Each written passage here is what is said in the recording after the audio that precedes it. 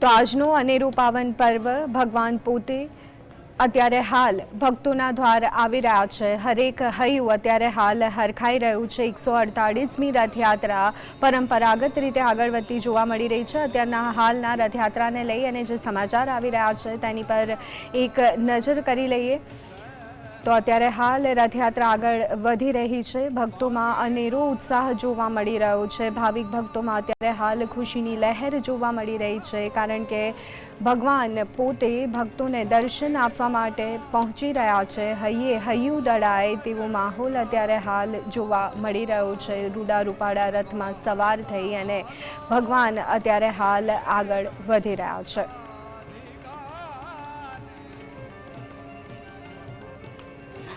तो एआई टेक्नोलॉजीना रथयात्रा में पोलीसे भीड़ नियंत्रण करवा माटे एआई ड्रोन बेस्ड टेक्नोलॉजीनो उपयोग कर्यो छे। टेक्नोलॉजीना उपयोगनी साथे आ वखते रथयात्रा में तमाम व्यवस्था करवामां आवी छे। एआई टेक्नोलॉजीना कारणे गजराज बेकाबू थवा छतां सामान्य नुकसान थयुं होवानुं जाणवा मळी रह्युं छे। रथयात्रा में पोलीसे भीड़ नियंत्रित करवा माटे एआई ड्रोन बेस्ड टेक्नोलॉजीनो उपयोग कर्यो छे।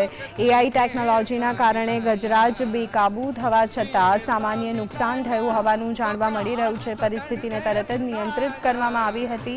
एआई ड्रोन बेस्ड टेक्नोलॉजीनो उपयोग करवामां आव्यो छे। तमाम स्थिति पर नजर राखवामां आवी रही छे। अत्यारे हाल જ્યારે માનવ મહેરામણ ઉમટી રહ્યું છે ત્યારે તમામ પ્રકારની વ્યવસ્થાનું પણ ધ્યાન રાખવામાં આવી રહ્યું છે। રથયાત્રામાં પોલીસે ભીડ નિયંત્રણ કરવા માટે એઆઈ ટેકનોલોજીનો ઉપયોગ કર્યો છે। જગન્નાથની રથયાત્રા ધીમે ધીમે આગળ વધી રહી છે। અમદાવાદમાં 148મી રથયાત્રા અને જીએસટીવી પર રથયાત્રાનું આપ મહા કવરેજ અત્યારે હાલ જોઈ રહ્યા છો। તમામ એવા ભક્તો છે કે જે દર્શન કરવા માટે ત્યાં તો પહોંચી રહ્યા છે, પરંતુ ઘરે બેઠેલા તમામ લોકોને પણ દર્શનનો લાભો મળી શકે તે માટે જીએસટીવી આજે દિવસભર રથયાત્રાનું મહા કવરેજ કરી રહ્યું છે। આપ ઘરે બેસી અને રથયાત્રા નિહાળી શકો છો। ત્યારે જગતનો નાથ જગન્નાથ આજે શહેરની ગલીઓ ગલીઓમાંથી પસાર થઈ અને ભક્તોને દર્શન આપવા માટે આગળ વધી રહ્યો છે।